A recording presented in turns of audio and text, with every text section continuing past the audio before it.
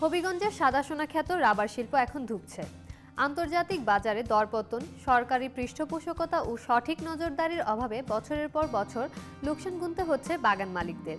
এতে চরম শঙ্কায় রয়েছেন শ্রমিক ও বাগানীরা। সংশ্লিষ্টরা বলছেন, সম্ভাবনাময় রাবার শিল্প অনেকটা ধ্বংসের পথে।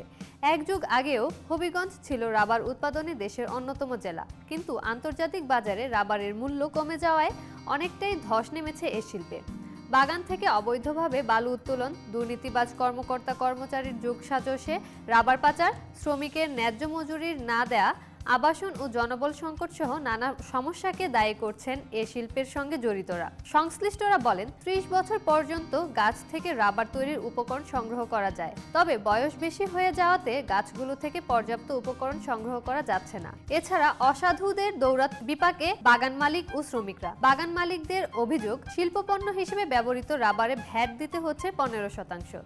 এতে লোকসানের মুখে তারা। হবিগঞ্জ রূপাইছড়া বাজার বাগানের সহকারী ব্যবস্থাপক মোহাম্মদ মিয়া বলেন, বেশিরভাগ গাছের বয়স 32 বছর পার হয়ে যাওয়ায় উৎপাদন অনেক কমে গেছে।